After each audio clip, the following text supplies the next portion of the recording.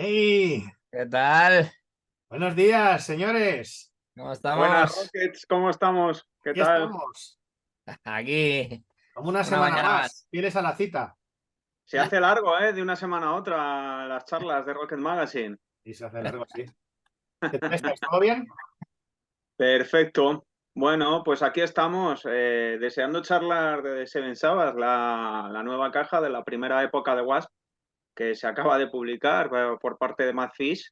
Y que bueno, para mí es todo un placer hablar de, ya sabéis, mi amor incondicional por Wasp, por la primera época, por la segunda y por todo lo que han grabado, ¿no?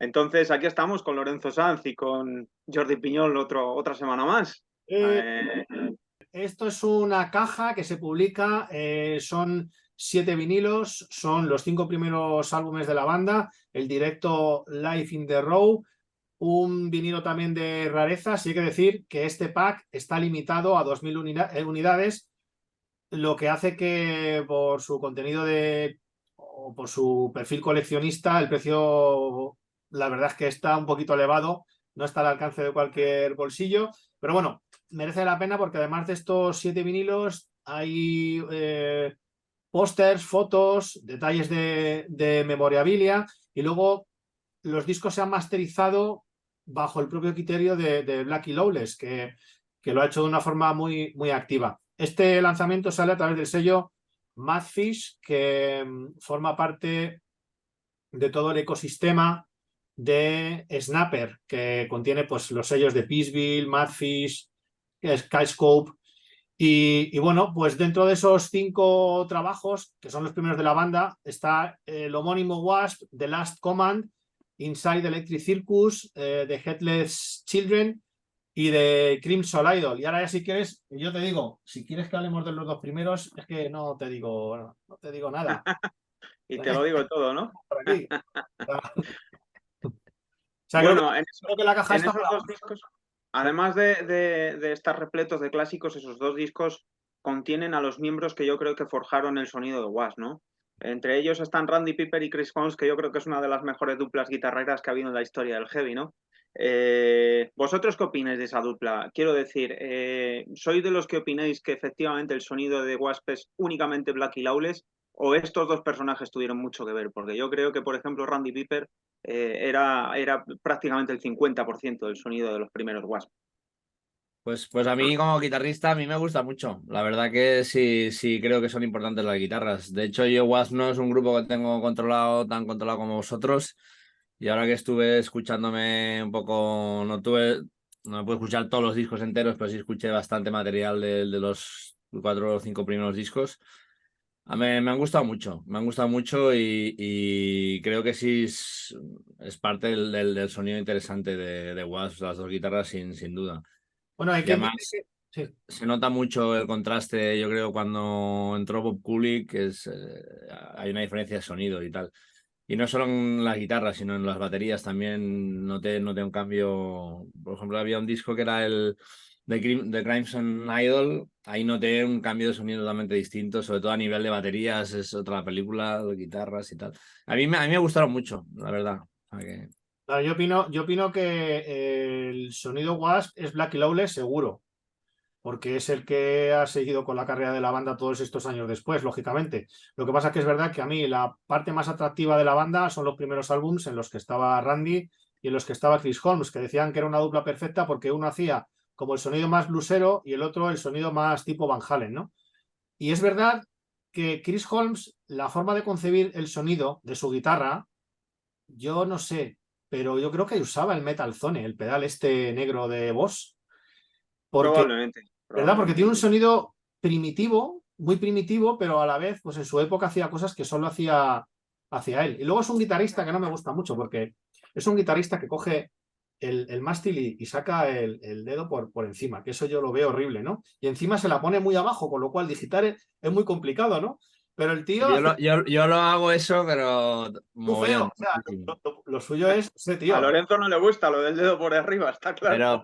Pero para hacer bendings Se lo hace así, hay que hacerlo así. no casi. O sea, esto es, ¿no? Así, ¿no? Para digitar mucho mejor así, ¿no? Sí, pero yo, por ejemplo, yo lo que hago cuando hago bendings, siempre hago con el pulgar. Luego si tengo que hacer escalas o así, pero yo siempre estoy tocando con el pulgar. Es muy Eres un típico. Chris Holmes de la vida. Yo también, ¿eh? Yo también lo hago, Jordi. Yo soy un Chris Holmes de la vida total. Bueno, en Pero, cualquier caso, yo sí pienso que el sonido Wasp es Blackie Lawless, pero sí pienso que el sonido Wasp que me gusta a mí personalmente es la Blackie Lawless, el Randy Peepers y Chris Holmes. exacto. Ha habido algo en The Seven Savage, aparte de que no ha salido una publicación en CD, ¿no? Que es algo que yo creo que entre los clubs de fans y tal se está demandando bastante, porque yo creo que lo merece, ¿no? Una edición también en CD. Pero ha habido algo que no se ha publicado dentro de esta caja, que es de aquella época y que es una auténtica maravilla. Tú sí que lo has visto, Lorenzo, que es Live at the Lyceum, el primer directo de Was. Yo creo, y lo afirmo, que es uno de los mejores directos que se han filmado en la historia, no por calidad de sonido ni de imagen, pero es una barbaridad. O sea, representa perfectamente lo que eran Wasp en aquella primera época. Y no sé si será por tema de derechos, aunque lo dudo, porque realmente el contenido de Live at the Lyceum sí que se incluyó en las anteriores ediciones como bonus de The Last Command, pero la parte de vídeo está completamente perdida en el tiempo y no sabemos muy bien qué ha pasado con ello. Yo creo que eso es función de los derechos editoriales, ¿no? Este disco sale con Madfish, que como digo es una parte de Snapper. Y Snapper yo creo que tiene precisamente el derecho editorial sobre estas grabaciones. De hecho, antes del Seven Savage, ellos ya han sacado todos estos discos de forma independiente. Pues bueno, yo tengo estos, pero sé que los han sacado en otro formato más sencillos. Por ejemplo, este que tengo, fijaros que tocho. O sea, este viene Sí, con. esas ediciones son un espectáculo. Claro, Sí, viene con. sacaron varias así. Por lo menos los 5 primeros los Claro, sacaron en esa este me edición. compré hace poco. Viene en Digipack. No es gran cosa, es un Digipack muy normal. Ni lo he abierto porque como lo tengo para coleccionar. Y luego tienen también, tengo este que es también de Madfish, que es un best of, en el que vienen 2 discos y bueno, pues todas las canciones que hay aquí son, digamos, de estos álbumes, o sea, no hay de álbums posteriores ni anteriores. Entonces yo creo que el Life at the Elysium que tú dices, seguramente las licencias correspondan a algún otro sello discográfico, por eso no aparece en esta reedición. O Es sea, una verdadera pena, es una verdadera pena. Lo que sí se agradece mucho en la caja de vinilos y es que han conservado absolutamente en los vinilos, no se han incluido los bonus tracks, sino que son íntegramente tal y como salieron en su día. Incluso Animal Fuck Like a Beast, el famoso super single o EP, como lo queréis llamar, han incluido los temas en el disco de extras, ¿no? Y no lo han incluido como un bonus en el primer álbum, que realmente si lo llegan a incluir, eso resta calidad de sonido también a la grabación, porque hubiesen incluido más temas y ya sabemos cómo funcionan los vinilos, ¿no? A más pistas, peor sonido. sí, dice, claro, si son 20 y pico minutos por cada cara o algo así. No sé si. Exactamente. Sin embargo, en las versiones CD, obviamente, sí que incluyeron, pues eso, incluyeron DB Blues, incluyeron Animal Fuck Like a Beast, Lake of Fools, pues todos estos bonus tracks, realmente en esas ediciones que tienes tú, Lorenzo, me parece, en las últimas no, pero en las dobles sí que estaban ya incluidos. Todo lo de las B-sides que hay en el vinilo de The Seven Savage estaban ya editadas anteriormente. Y bueno, vamos a hablar también un poco, que parece como que el Inside Electric Circus, ¿no? Que es uno de los discos más odiados por parte de Blackie y por parte, yo creo, de los miembros, bueno, no de los miembros, sino de Chris Holmes también, de aquella época, lo repudian. O sea, es un álbum del que hablan fatal y a mí me parece una auténtica maravilla, ¿no? Hablamos de un álbum en el que ya estaba Johnny Roth, el ex bajista de King Cobra, que estaba, bueno, se conoce muy conocido en el mundillo, ¿no? Pues por ser un fiestero, por Sus pelos, ¿no? Pelo blanco. sonriendo, siempre a aparecer haciendo el loco y bueno, efectivamente los pelos cardados. Y a mí me parece un disco maravilloso. Creo que incluso la versión que hicieron de Uriah Heep en el disco es una maravilla. No sé qué os parece a vosotros, Inside Electric Circus.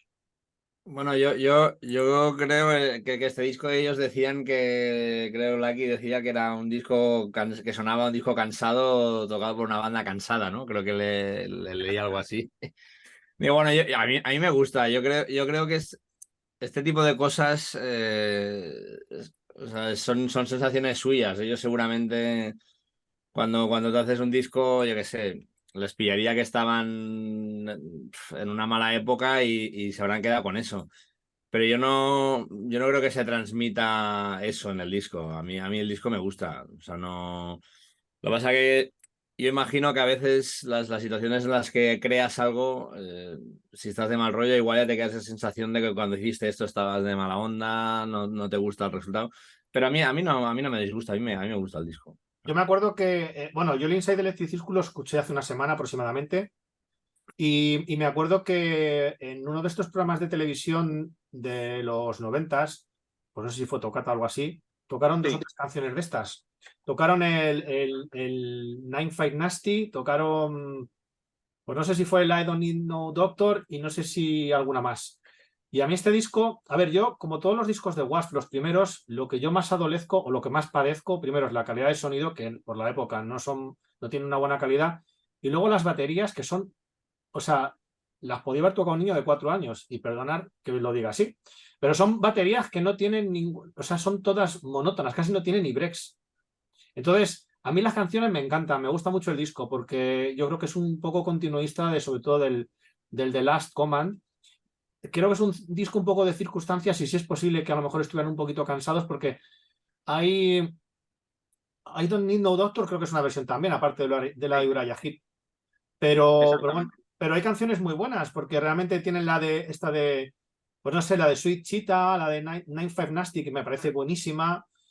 Yo qué sé, la de Restless Gypsy, que me parece también buenísima. O sea, es que el disco es muy disfrutable, pero a mí lo que me tira para atrás cuando voy a escucharlo es lo mal que suena y las baterías tan monótonas, tan aburridas que hacían en esta época. No te lo digo solo Wasp, las hacían muchas más bandas, hacían unas baterías muy simples. Sin ir más Pero lejos, el otro día hablábamos de Dokken. En los primeros discos de Dokken las baterías son, vamos. Claro, pero yo también me voy a lo que decías antes de la guitarra, que hablabas del Metalzone y todo eso. Es verdad que en esa época estos discos están las guitarras como súper procesadas y como muy perdidas en la mezcla. O sea, yo creo que también ahora estamos acostumbrados a un sonido muy distinto. Ahora es todo mucho más claro, gordo, potente, más definido. En esa época usaba muchas reverbs, se perdía todo mucho. Y es verdad que cuando te escuchas estos discos ahora, a nivel de sonido producción, es como que te vas de hostia, este sonido es una porquería en cuanto a producción, pero a mí, personalmente, me gusta porque me retrotrae a esa época. Es ah, decir, o bueno. sea, si lo comparo con Es lo producciones que de hoy en requería el día, momento. Es dime. lo que requería el momento, probablemente, ¿no, Jordi? Quieres decir. Sí, y más que requería que es como se trabajaba en esa época, ¿no? Entonces, te vas a esa época y todas las guitarras usaban muchos efectos de phasers, unas reverbs súper grandes, un montón de delays, pero se mezclaba así, se producía así, y a mí ya te digo, es como un sonido de esa época que a mí me gusta escucharlo, ¿no? Es como si te vas a escuchar blues de la primera época, de cuando Robert Johnson y toda esa gente, y que es, claro, comparas con ahora y es como no tiene nada que ver cómo se hace la música.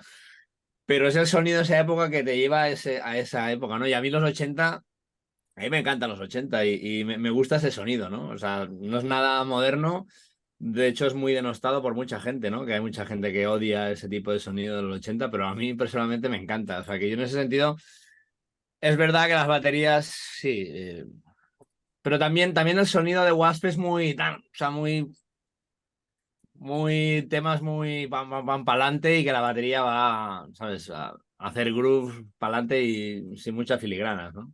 Una cosa, Permíteme que diga que yo creo que además el sonido precisamente de Inside Electric Circus es el más representativo de los 80 de todos los discos de Wasp, ¿no?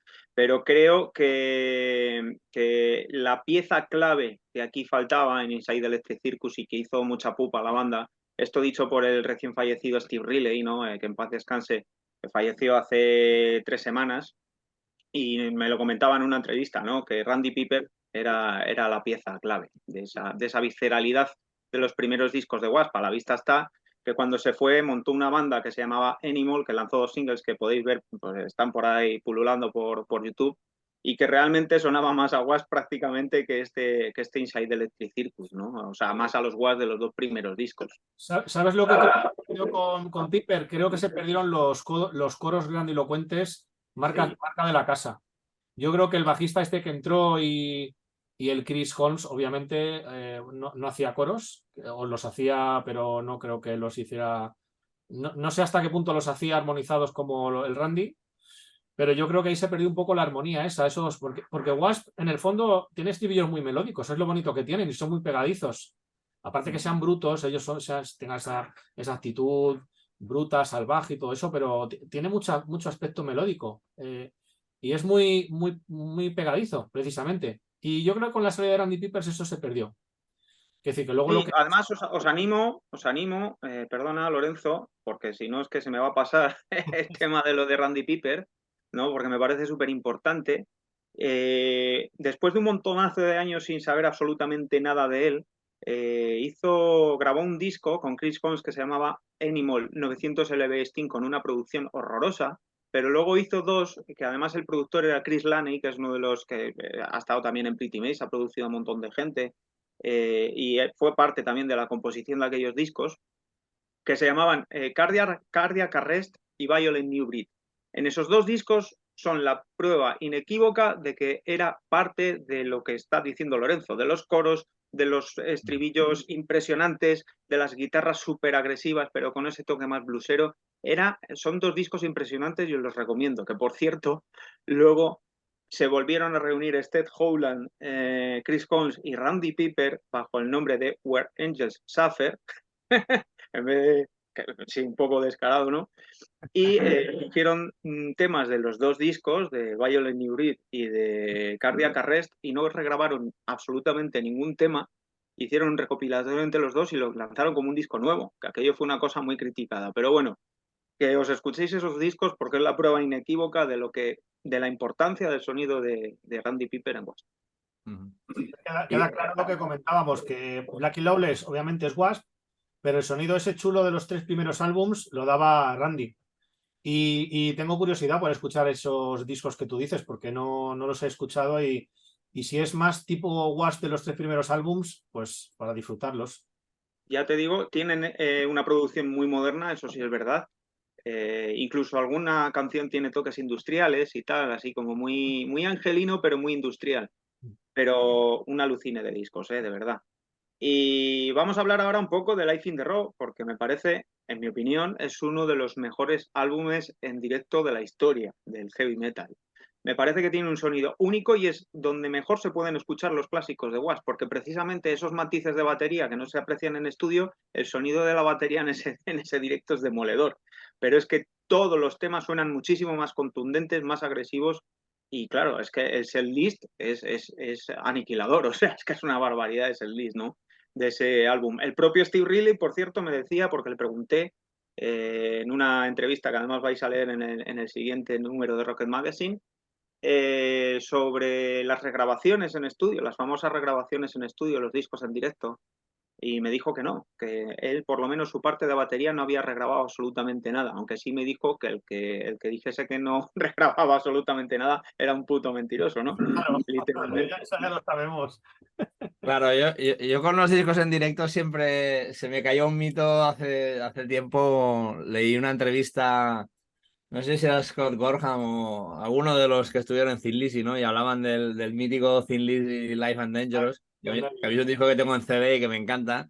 Sí. Y el tío contaba que después de grabarlo cogió Phil Lynott y dijo, hostia, yo quiero regalar los bajos porque no me gusta cómo ha quedado. Se puso con los bajos, luego dijo, hostia, voy a retocar las voces. Y entonces los guitarristas dijeron, no, vamos a grabar las guitarras. Y el tío contaba que al final lo único que había quedado del directo era la batería y todo lo demás era regrabado, ¿no? Entonces, claro, ahí me encantan los directos, pero esto de si está regrabado o no, yo ya no me creo nada, porque, o sea, yo creo que todo el mundo ha hecho tantas trampas y se ha callado como putas que han regrabado que, o sea, a saber, a saber. De todas Pero maneras, por ejemplo, si el Live and Dangerous, pues yo por ejemplo el Live and Dangerous lo tengo duplicado en DVD, lo tengo en vinilo y lo tengo en CD. Y en CD creo que lo tengo también 2 veces, porque para mí, directamente con el Made in Japan y alguno más, son los mejores directos de la historia del rock. Pero yo creo que al final lo bonito de estos álbums, con independencia un poco de lo que se puede hacer luego en estudio, lo bonito es capturar la energía de esa banda. Y desde luego, por lo menos en la versión DVD, se ve a un Phil Lynott brillante, se ve a una banda las twin guitars ahí haciendo malabares. O sea, eso yo creo que al final justifica un poco que le metas mano, ¿no? a la grabación original. En ese caso yo sí lo veo justificado y a mí es una pena porque, claro, no hay más trampa que cartón, pero si luego al final escuchas el trabajo y lo hacen muy disfrutable, pues está bien. Y en el tema Es lo este... que sucede. Perdona. No, no, Sí, sí. pues hablando No, que es del precisamente lo que sucede con este Live in the Raw, ¿no? O sea, yo siempre he tenido muy claro que hay cosas regrabadas, incluso hay temas que son nuevos, que en su día eran nuevos, que los tocaban por primera vez, se supone, en esa gira y los grabaron en directo, como Minimal, que es un pedazo de tema, o Hardest Faster, que es otro pedazo de tema, pero es eso, o sea, en este caso, además, creo que son las mejores versiones de esos temas, de todos los clásicos de Was, se encuentran precisamente ahí. Entonces, independientemente de que sean regrabaciones o no, aunque los hubiesen regrabado en estudio, estamos hablando de uno de los mejores recopilatorios de la historia, también. No, y además que siempre, al final siempre están tocados diferentes que en el estudio y aunque estuvieran regrabados como otra versión que tiene su rollo también, ¿no? Exactamente. Y bueno, ya avanzando con el tema de lo del contenido de la caja, ¿no? Pues que incluye, además del libro, del típico libro de fotos, incluye también una sierra ensangrentada con el número de la caja y tal. Pero el siguiente paso, ya vamos a irnos a The Headless Children, que ahí ya creo que hablamos de palabras mayores, porque Blackie Lawless, las letras son mucho más profundas, mucho más sociales. Dejamos, por decirlo de alguna manera, esa parte más festiva de Wasp y nos metemos ya en temas mucho más serios. Creo que de los 5 primeros discos, y ahora diré por qué no incluyo The Crimson Idol ahí, de los 5 primeros lanzamientos es sin duda el mejor álbum de Wasp, objetivamente hablando, en cuanto a producción, en cuanto a temas, en cuanto a lírica, en cuanto al tema instrumental, porque incluso el propio Chris Holmes está encantado todavía a día de hoy del trabajo que hizo ahí. No sé, decidme un poco vosotros cuál es vuestra impresión de The Helpless Children. Vale. Pues yo creo que, a ver, yo creo que marca una nueva era en la historia de la banda. Creo que el sonido es más maduro, efectivamente. Creo que ya no lo basan todo en canciones tan cortas, a lo mejor, ¿no? Sino que hacen desarrollos un poquito más interesantes. Creo que ahí ya Blackie Lawless estaba acabando de tomar el control absoluto de la banda, porque es verdad que ha sido siempre la cabeza líder y a partir ya del segundo disco como que ya empezó a imponer su ley, pero creo que aquí ya era más él y menos el resto. Y hablamos de un Blackie Lawless que para mí es un talento, o sea, es un tío que aparte de la apariencia en escena que es brutal, que es un tío que mide casi 2 metros, con esa imagen tan agresiva, esos gestos, esos movimientos, todo lo que hace, pues creo que es un tío que tiene un coco para componer impresionante. Entonces, creo que ahí ya puede haber gente que a partir de ahí quizá vean otros Wasp distintos que les pueden gustar más o menos. Eso es en mi opinión. Yo, para mí, personalmente, me quedo con los 3 primeros discos. Lo otro es muy interesante también, pero no me ha calado tanto. Yo coincido con Lorenzo y sobre todo creo que él, además, en las letras, además hay un cambio bestial, ¿no? Yo creo que o sea, se quita un poco el rollo del macarrismo sexual y de sex, drugs and roll y tal, y se pone en un rollo más profundo, o sea, como una madurez, no sé si es muy buscada o le salió así, pero creo que es un salto en su estilo más maduro, más trabajado a nivel de letras, de música. Entonces, y coincido con él, yo creo que Blackie es un tío con mucho talento, mucha capacidad para hacer lo que hace. Y seguramente es un disco mucho más maduro que los anteriores. O sea, no sé si él lo estaba buscando, pero... Y yo creo que todo el tema de las líricas es definitorio total, ¿no? O sea, un cambio... Sí, desde luego lo estaba buscando y entra en una etapa en la que yo creo que ya no busca tanto poder de imagen, que ya lo tiene implícito de por sí. Sin embargo, empieza a fichar músicos que realmente son auténticas bestias y que técnicamente son mucho mejores que los músicos que han estado ya en Wasp. Hablamos de Frankie Banali, hablamos de Ken Hensley, Hablamos, yo creo, de influencias también, porque él ha estado influenciado por Uriah Heep desde el principio y que probablemente en los primeros discos todavía no habían aflorado esas influencias. Entonces yo creo que sí, vamos, indiscutiblemente los 3 primeros discos son sagrados, pero creo que The Helpless Children marcan un antes y un después en términos musicales, tanto en la vida de Blackie como en la vida de Wasp. Sin embargo, luego Chris Holmes volvió años más tarde, ¿no? Sí, sí, claro, volvió. Claro, sí, Hubo varias idas y venidas. Pero claro, bueno, ha sido una pieza clave. O sea, está claro que ha sido una pieza clave dentro del sonido Wasp, pero también es verdad que Wasp han hecho muchas cosas brillantes también sin él. Sin ir más lejos, The Crimson Idol. Para mí, The Crimson Idol, y os lo digo así, es aparte del mejor disco de Wasp, para mí es mi disco favorito de la historia del heavy metal. Guau, Lo digo así. nada menos. Está ahí, en el número 1. Luego estarán Hysteria, pero está The Crimson Idol en el puesto 1, número 1. Claro, Crimson Idol es muy, muy diferente también. A mí, por ejemplo, lo primero que me llamó la atención de Crimson Idol son las baterías, ¿no? O sea, un rollo mucho más, bueno, le llaman progresivo, ¿no? Pero como lo quieras llamar, pero ya te das cuenta que las baterías están tocando en un estilo muy diferente, muchos toms por todos lados, un rollo mucho más progresivo, ¿no? Yo con Crimson Idol noté un cambio muy diferente en todos los demás discos. O sea, yo no sé si me gustó tanto como a ti comparado con los otros. Yo creo que me quedo con Lorenzo, que me quedo me gusta más el rollo de los primeros discos. O sea, pero sí Hablamos de noté. que Crimson Idol, claro, es una obra conceptual, tiene ese rollo muy de Who, ¿no? Entonces ya es otro rollo completamente diferente. Y precisamente, perdona Lorenzo, pero una de las cosas que quería apuntar es que Crimson Idol en un principio iba a ser un disco en solitario de Blackie Lawless. Y fue la compañía la que le dijo que no, que tenía que salir con el nombre de Wasp. Y efectivamente, escuchándolo, es un disco en solitario de Blackie Lawless. Sí, de hecho lo grabó en su estudio, porque Blackie Lawless se montó un estudio que se llamaba Sí, For Apache exactamente. o For algo de eso, ¿no? Por Apache, sí. Estuvo trabajando en este disco cerca de 2 años. Y ya digo, ya el concepto cambia totalmente. Una cosa conceptual basada en la historia de un personaje, ya rompe todo el molde. Ya no son pues eso, lo que decía Jordi, el concepto de música macarra, de canciones más festivas o como quieras llamarlo. Aquí ya Bueno, se y para hacer algo que tampoco se había hecho mucho por la época, ¿no? Que Jordi no sé si lo sabe, porque ya ha dicho que no estaba muy metido en el mundo Wasp, pero el disco iba acompañado de una película que en su época no se lanzó, me imagino que pues América ya se sabe, el PMRC, todas estas historias, ¿no? Y muchos años más tarde lograron hacer una gira en la cual se iba proyectando la película y ellos básicamente tocaban la banda sonora debajo con el escenario a oscuras. Yo fue uno de los mejores conciertos de mi vida porque fue una auténtica pasada.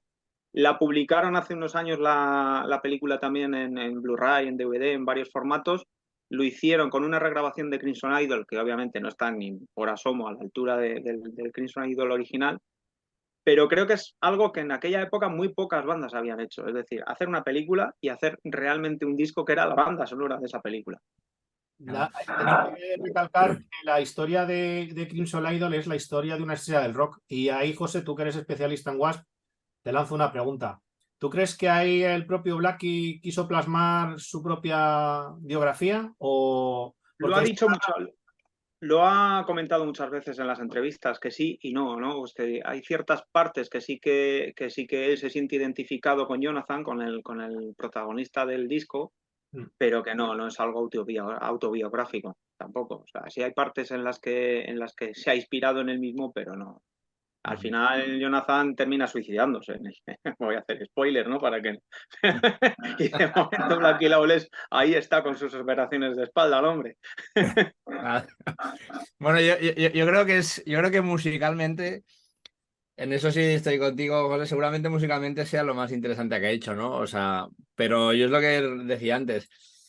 eh, este tipo de rollo igual me gusta más en otras bandas que en ellos, ¿no? O sea, yo por lo que he escuchado Was me quedo con la época al principio y el rollo que tienen, ¿no? Y este disco igual sale, o sea, igual musicalmente es más interesante porque es, o sea, se nota que está más elaborado, son cosas más complejas a nivel musical, pero no sé, como Was me gusta más el sonido de Was mítico, ¿no? Los primeros discos. A mí lo que no me gusta de Crimson Idol es que tiene muchas partes acústicas. Y el rollo conceptual es verdad que lo va todo como hilando y al final pues a mí se me hace un pelín pesado. Lo he intentado Te voy a escuchar. quitar de mis contactos, Lorenzo. A ver, Bueno, pero estos son gustos, al final son gustos, Sí, ¿no? no, Es no, decir, todo es en cuenta. respetable completamente, ¿no? Eso yo creo que también marca mucho la época en la que hayas escuchado según qué disco, según qué rollo. No todos los discos están hechos para todos los momentos ni todas las canciones, ¿no? claro, Crimson Idol es un disco mucho más profundo que no te va a llamar la atención exactamente igual ni en el mismo momento que te puede llamar la atención un Wasp, el homónimo, ¿no? El primero. claro, ahora yo me está pensando ahora, a mí, por ejemplo, los Iron Maiden, el disco Seven Son of a Seven Son, que tienen un montón de teclados, es uno de mis discos favoritos de Maiden de toda la vida.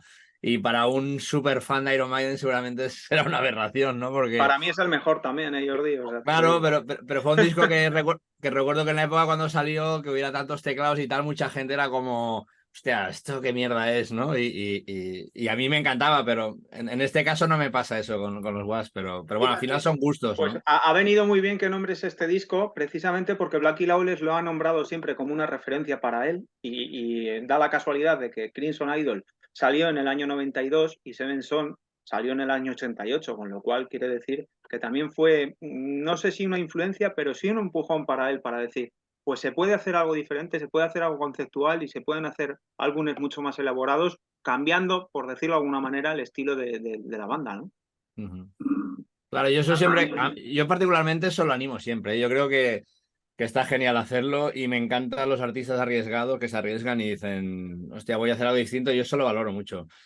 Porque es verdad, sobre todo que en los fans de los grupos de siempre, ahí muchas veces un poco pecamos o pecan de tener una mentalidad cerrada de a la que se saca un disco ya totalmente distinto, ya ponerlo a caldo, criticarlo, esto tal.